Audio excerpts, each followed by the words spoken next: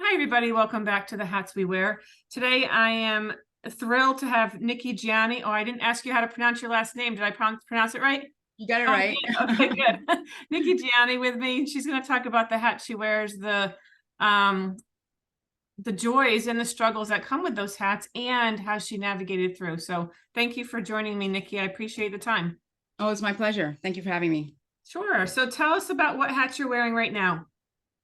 So, I sat down last night and wrote down like every hat that I've worn, right? Because I was like, okay, I want to have a good answer, right? And it's a lot of hats, I tell you. It's a lot.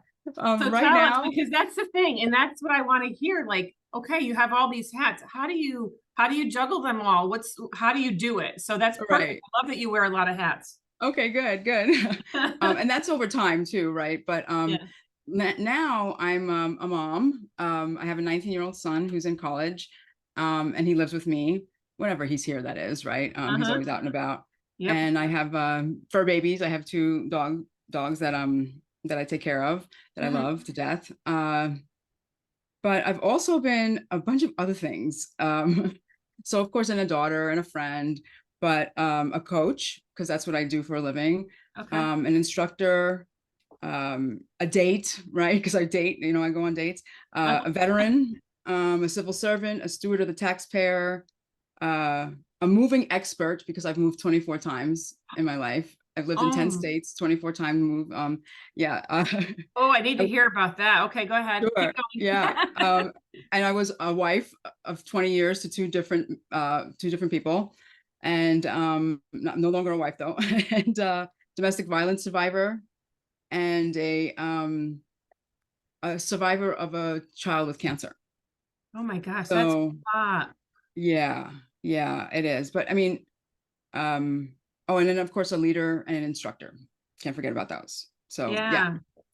lots So of stuff. what hat is resonating that you really want to talk about, that you think it's important for that the listener can get something out of? Which one is like, oh, I really want to talk about this right now. I'm open-minded to anything you'd like to talk about, but I mean, because I'm an open book, I don't mind talking about anything. But whatever I can help the audience with, I don't know, All what right, do you let me think? ask you then, Yeah. what I'd like to know, because I'm a coach as well. I'm a transformational coach. What kind Okay. of coach are you? I'm a leadership coach. Okay, so let's talk a little bit about how you got into, is that a new field? Is that a new hat, or is that an old hat? That's a new hat. Well, it's a semi-new hat, right? So I was a senior leader in the government, for the Air Force and the Navy for 15 years. Okay. And I was active duty for 10 years in the Air Force, and in acquisition. But I was a coach throughout that whole time, whether it was to my peers, or to my subordinates, or to even my leaders. Yeah. We always coaching, because we take care of each other, and an officer's job, because that's what I was an enlisted member for 2.5 years, and then I became an officer. And that's your sole purpose in life, is to be the manager, the leader, right? That's what you're trained to do. So, and when I went into civil service, there's not a lot of leadership training for civilians. It's unfortunate, right? So the officers that come in as civil servants are, I think we help a lot because of that. Yeah. Because there's no, they do get a little bit here and there, but it's not enough. It never is, right? Because I would always say, oh well, I want more too. I want more training too. But I'm a lot better off than most people. So Mhm. so that kind of morphed into, after 25 years with the government, I was like, okay, it's time to move on. And I decided that I love being a leader. I love leading. I'm good at it. So I decided to become a leadership coach. But that's new. So it's a new thing for me. But yeah, I'm gung ho and ready, and excited to try out my programs and stuff like that. So yeah. Oh, that's amazing. So what led you to military? Okay, so that's a kind of an interesting story. I was in college. I was at Arizona State, and I had met my then boyfriend, but became my husband. And he had been in and out of the Air Force before he came to college, right? And we hung out with two other veterans that he met. One was from his hometown, and the other one we met there. And they would have all of these really cool stories. And one was in the Navy, one was in the Marines, and my ex was in the Air Force. And all these cool stories, right? And I'm like, damn, that's pretty cool, you know? And so I was working full time, going to school full time, and we were kind of broke, you know? It's not an easy life to be a college student, right? Yeah. And I was 21 years old, and I said to I woke up early and I was sitting on the couch looking out the window, and I'm like thinking and thinking. And so he comes in and he's like, "Hey, what are you doing?" And I was like, "I think I want to join the Air Force." And he goes, "I wouldn't mind being a dependent." I did not know what that meant at the Uh-huh. time, but I'm like, okay. So he goes, "Oh, I guess we have to get married too then, right?" And I'm like, "Well, does it work that way? I have no idea." And he said, "Yeah, you make more money if you're married." I'm like, "Oh, okay." So, Oh no, that's not a good reason to get married though. well, but we wanted to stay together, and that was the reason Yeah. why. Oh, So that's true because too. So if you're married, you're more likely to be placed together. yeah, well, you can bring your spouse with you, you know. Oh, So and okay. then you get housing as opposed to having to live in a dorm. You know, they give you a Okay. house and they Got give it. you money for food, right?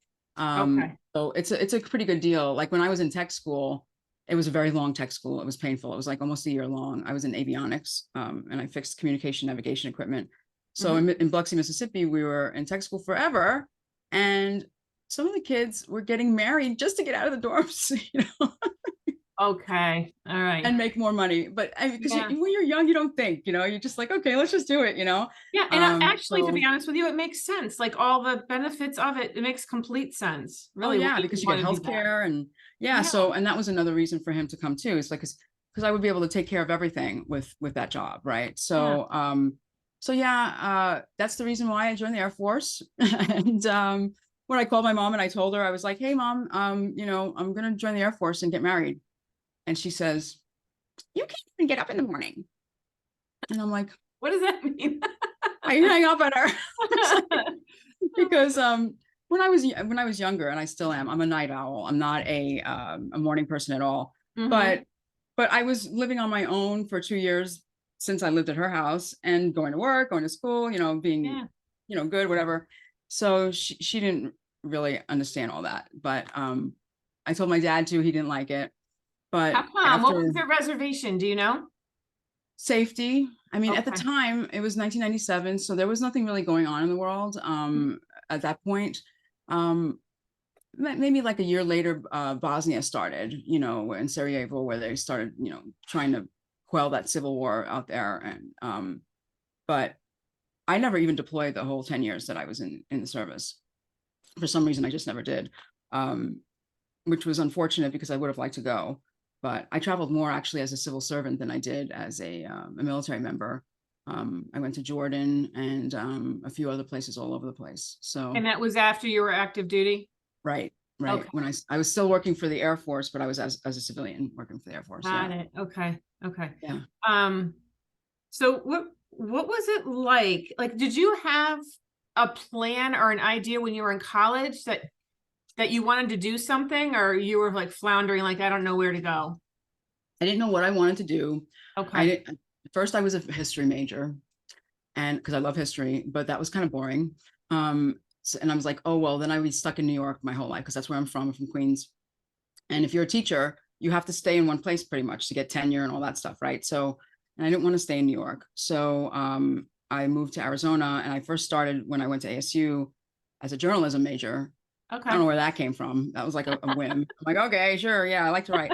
But I'm like, nah, I don't think this is good for me. So I ended up doing business, right, which is like a good generic major. Yeah. And I wanted to do contracting when I first got into the Air Force, but they didn't have any slots. I would have had to wait like a year to get contracting guaranteed to me. Um, so I went in. That's a funny story too. So I went to MEPS, which is like the entrance place where you go when you are becoming enlisted, and they, you know, they do all the what is it called, physical and all these different things they do. You Yeah. have to put 50 pounds and then they give you the oath, and then you come in and you're like, okay, well, what job do you want? And I'm like, I want contracting. And they're like, okay, well, we're not going to have any contracting jobs until November. And it was like February. And I'm like, oh no, that's not good. And he's like, well, what else did you want? And I'm like, I don't know what else. I didn't think about it, you know? Yeah. And he's like, well, I have to put something down. And I'm like, well, could I go home and talk to my boyfriend and come back because he was in the Air Force? And he says, well, okay, we don't normally do that, but okay. Later on, I found out my second husband was an Army recruiter, and he said that he hated you probably because they're always afraid that you're not going to come back when you do that. Right. But let me ask you, I'm going to interrupt for 1 second. If you didn't know what you wanted to do, isn't that part of their job to kind of like tell you what the options are? I don't know, they're actually called counselors too. It's like, I mean, what okay, the heck? I'm thinking I would have no clue what job you have to do your I research know before there you are go there. hundreds and hundreds of jobs. Okay. So like, I end up going home and I'm like, hey, I don't know what to pick. They didn't have contracting. And he said, okay, so there's 4 categories that you can go in when you enlist, right? There's general, which is like the cops, the cooks, the services, like that kind of thing. Yep. Then there's administrative, which is obviously administrative work. Mhm. Electrical, you work on electronic stuff, and then mechanical, mechanic stuff. Yep. And so we went through all 4 of those things. And he's like, well, do you want to wear your blues all the time? Your dress uniform. And I said, no. Yeah. And he said, okay, well, forget about admin. He's like, do you want to be a cop? Because the likelihood of you getting to be a cop when you go in general is high. I'm like, no, I don't want to be a cop. Mhm. Okay. Well, I was a grease monkey. He was a mechanic. Yep. And he's like, I hated having the grease under my fingernails. And he's like, you don't want that, do you? I said, no. And he goes, What's left? so what's left? Electrical. And I was like, I don't know anything about electronics. And he's like, don't worry, they'll teach you everything. He's like, you don't need to know anything. And I'm like, okay. And I had the highest, a high ASVAB score, which is the entrance test. Yep. And the only other job that I couldn't get, the one job in the whole, thing is my ex-husband was a helicopter mechanic, and that's what it was. So he rubbed it in my face. He's like, oh, you can't get my job. I said, calm down. I don't even want your job. Okay. So ironically, I worked on helicopters. And all 4 of us that was in college together, we all worked on helicopters, even though we Oh, were in wow. different services. It was so weird. But yeah, so I went in electrical and I got communication navigation, and I picked that job too because if you were over 5 months in tech school, you could bring your spouse. Okay.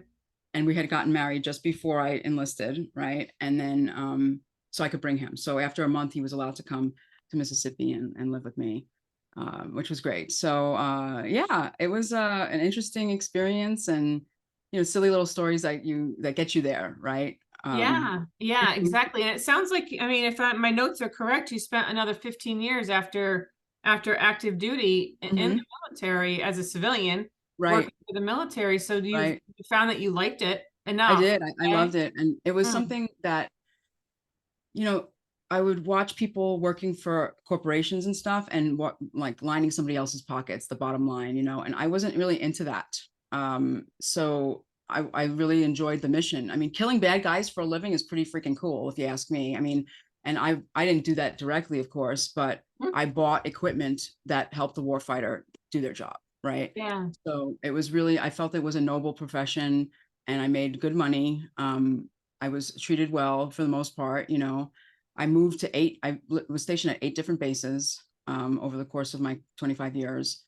Mhm. Uh, and I was all 25 except for 2 years. The last 2 years were with the Navy, but all the rest were with the Air Force. Okay.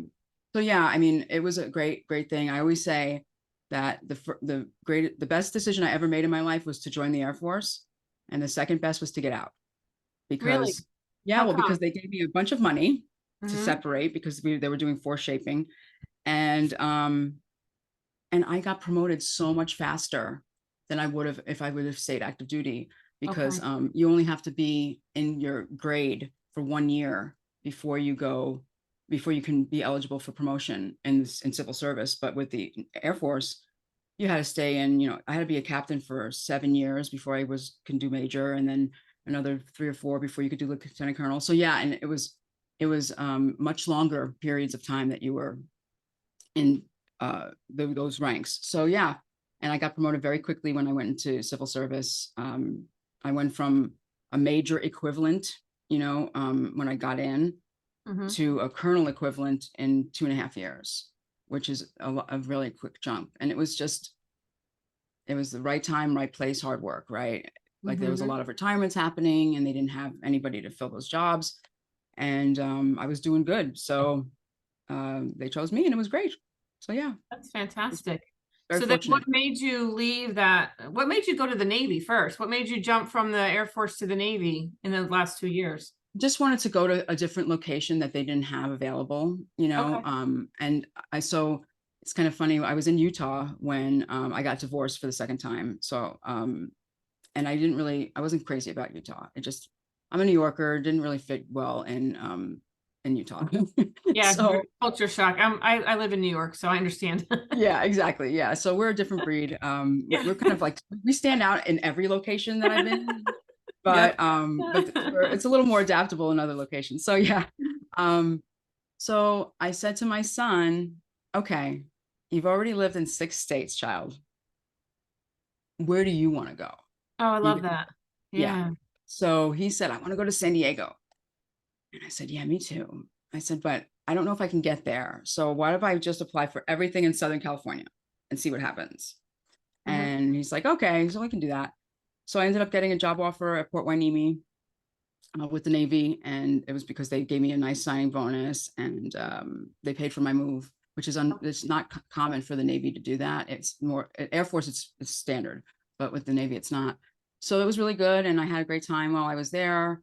I spent 2 years there, but it was time for me to move on. So I said, okay, time for me to go and do something different.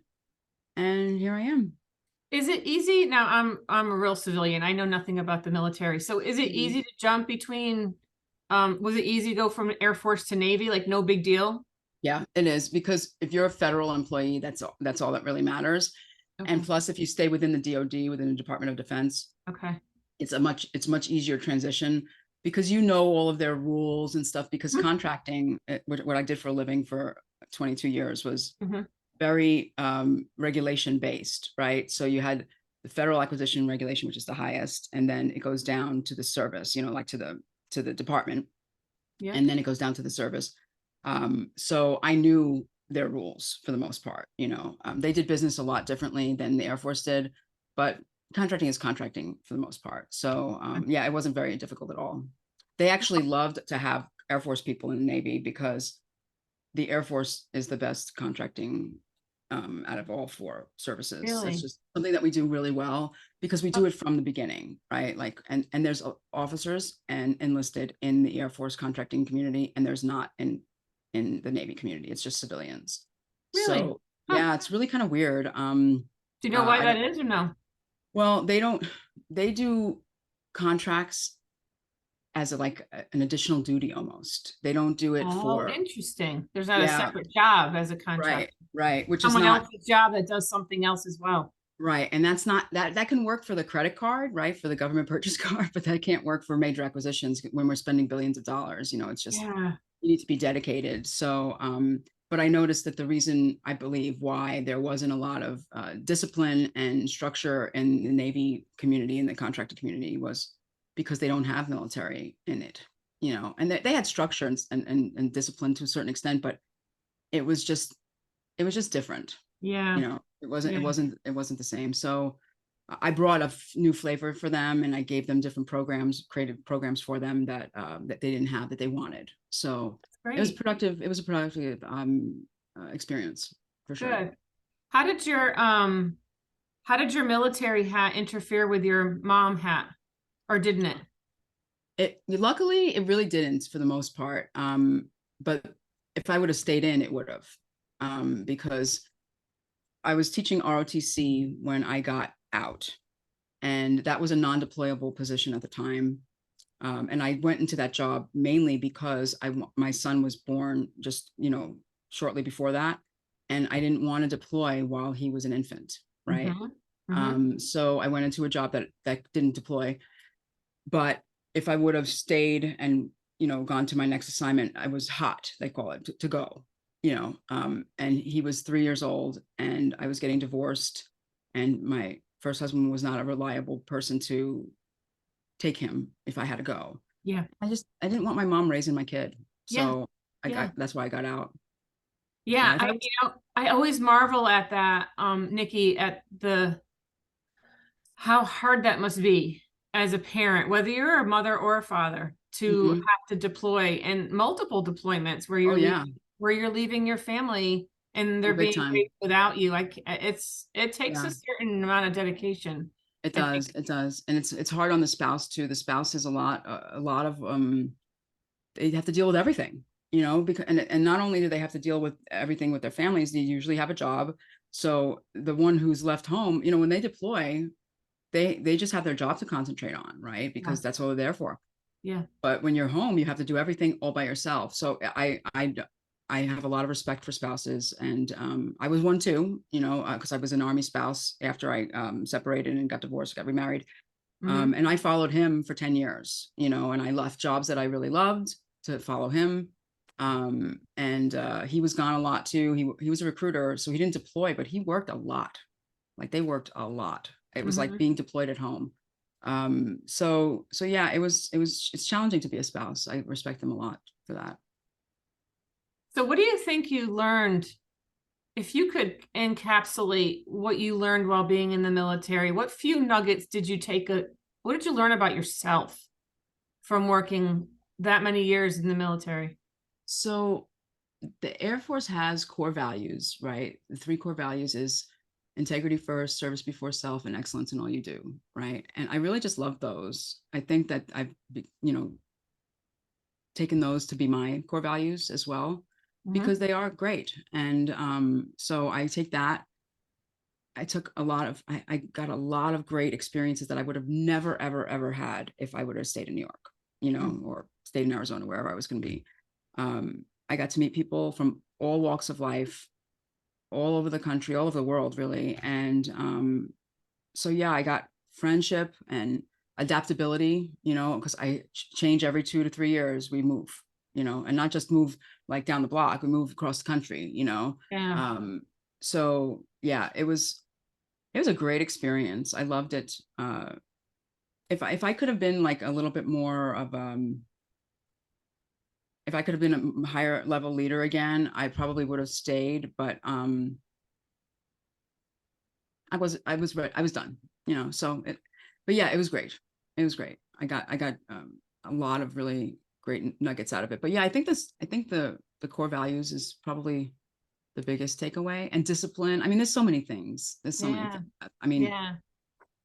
25 Um, years is a long time, my whole it is adult a life, long time. And then you to know. walk away from it, that's why I'm like, I'm sure you learned a lot of great things that you bring into your coaching as well, you know? Well, if it wasn't for my military time, I wouldn't have been able to be a leadership coach, I don't think, because I Yeah. was thrown you get thrown into leadership positions at a very early age in the Yeah. military. They Yeah. force it on you. You're like, okay, you got to do it, or go home. So which is what I loved. And that's why I became an officer, because I wanted to be a leader for real, like in name, not Yeah. just be a leader of my peers or whatever.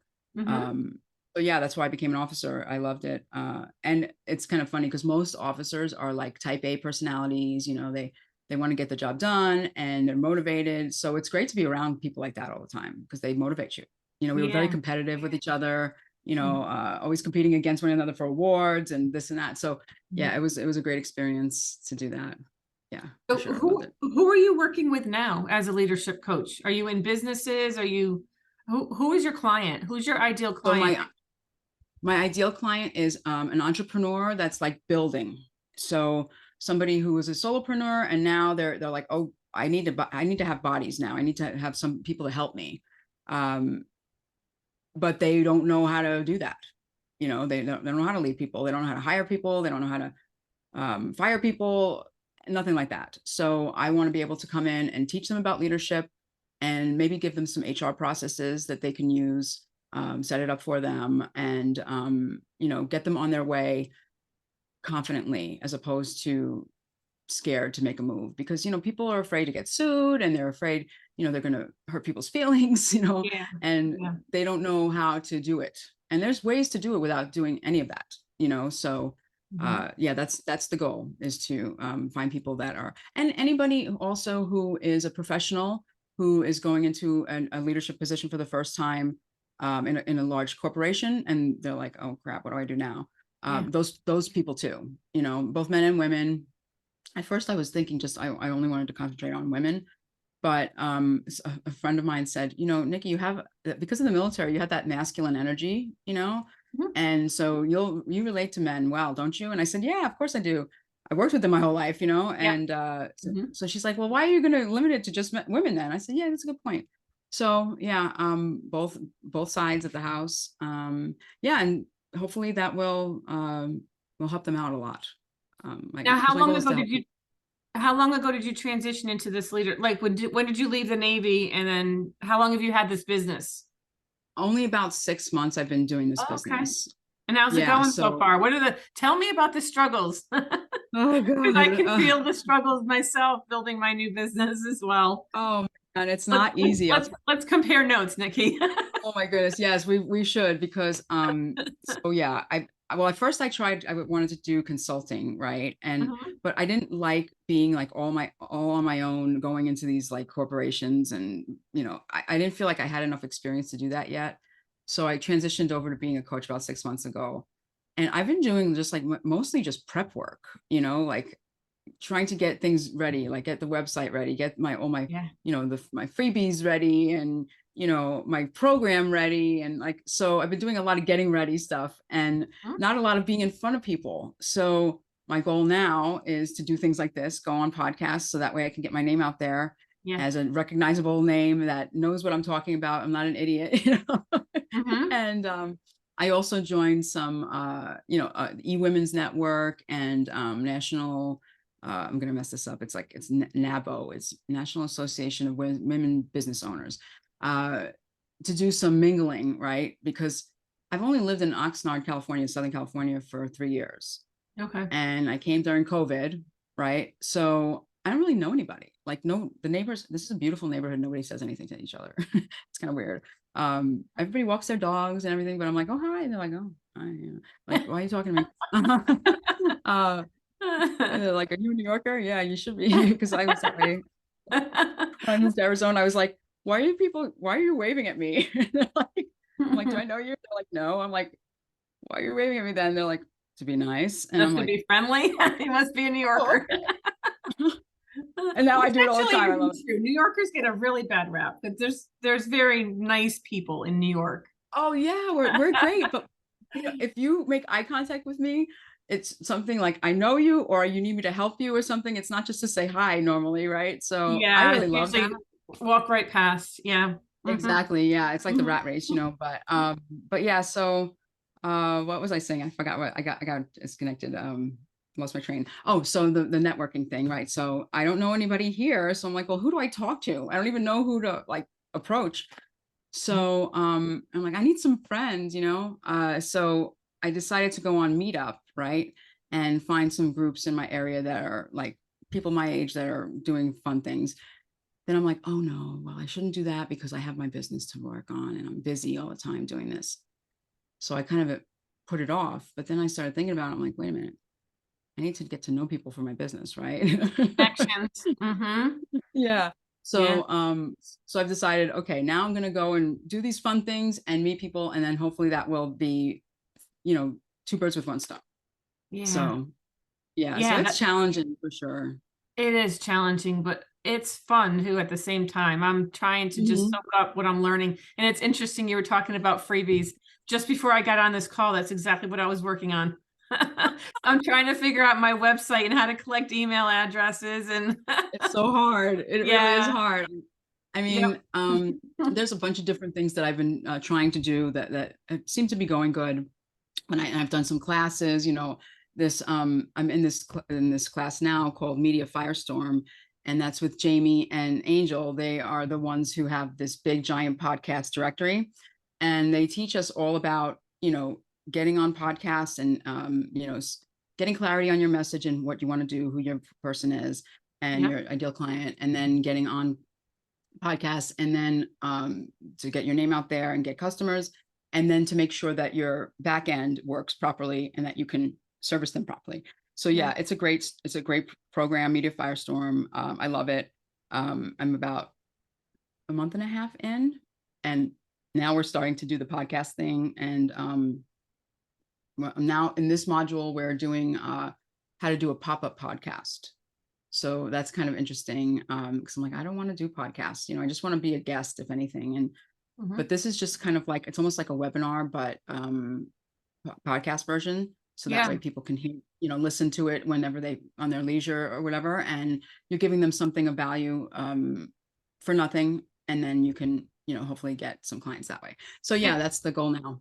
And you know what? I also do like videos and put in my YouTube channel and stuff. And I think there's something to be said for putting your face out there and having Right. people connect a name with a face with a product, as Right. opposed to just like with my podcast, it's all audio. So there's really something to be said about content and pushing content out so that people For get to sure. know who you are, especially because we're both in the coaching field. You're just different types of coaches, but still working with clients. So still need to Exactly. get ourselves out there and in the forefront. Yeah, for sure. And I'm not very good with social media. I'm not a fan of it personally. I almost think it's kind of like at the demise of our of our culture. It's changed our culture so much. But it is what it is, right? And we have to get out there and be seen, like you're saying. So yeah, I've posted a few of my blogs on there, and I'm trying to. Okay, I got to do it, Nikki. Got to get out there and go. So yeah, but I mean, maybe because you just said the video thing was good to see your face. Maybe just posting your podcast interviews on your YouTube channel too. That might be good. I don't know, but Well, I just for have people to see. in on my website, you can find all my Mhm. podcasts. So I have it like a one-stop Oh, shopping because I'm an educational consultant as well. So I have that okay. transformational coaching. I'm a medium. I do a lot of different things. I have a blog and I Wow. have a So podcast. you have hats too. Somebody should I interview you do. for your. Well, you know I what? should interview you. But that's the thing. That's why I wanted to do this, because I'm thinking, all right, I have all these hats, some of which I've taken off. Uh-huh. And then others I'm looking to put on. So that's what I was really thinking, like, what kind of podcast? And I really wanted to meet people. I wanted to connect with people because that's the way you're Hmm. going to manifest, is by connection. Right. Um, I agree. so I knew I needed to connect with people, but I wasn't sure how I was going to do it. And I'm really Mhm. having fun with this. This is not like a monetary thing. It's just basically me chatting with people that I don't know and getting Right. to know other people and connecting. And you never know what's going to come of a connection. You You never just don't do. know. You never So do. I'm Yeah. I'm absolutely loving it. It's so great. Yeah, I would love to interview you and put it on my website, and you can put it on your website Yeah, too. sure. We can Yeah, I trade. would love that. Yeah. Absolutely. Is there Yeah. any Is there any hat that you're looking to put on?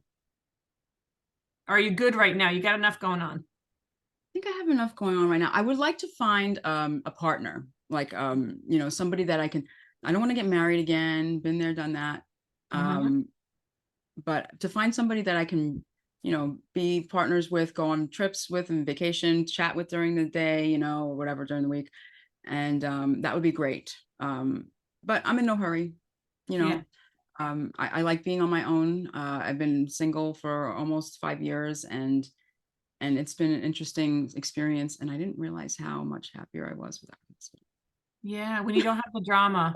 And especially if you're doing the healing on yourself, and then when you're ready, the right person's Mhm. gonna come in, and then Right. it'll be a good fit. So Yeah. be like, Yes. "Oh, I need to get rid of him," you know? Yeah. And I really like not having a chainsaw sleeping next to me, because for a long time, that's what I Oh can my sleep goodness. soundly now. Oh, Um, absolutely. yeah, yeah. Oh, well, thank you so much Mhm. for taking the time to meet with me. It was nice meeting you and nice talking to you. And I wish you Definitely. well. Oh, let me know, how can people get in touch with you? Oh yeah. So I have a pop-up podcast that I'm going to be doing soon. And that is going to be on key2productivity.com. And I also have a website, and it's nikkigianni.com. So NIKKIGIANNI.com/free. And I have a bunch of my freebies on there that you can just take and download and enjoy. And hopefully you'll like them enough to come and have a chat with me. Okay, and I'll definitely put a link to your website. That key to was it productivity.com? Uh-huh. Is it the Yeah. number two, or is it TO? TO. It's TO? TO. Mm-hmm. T2. Yeah. Okay.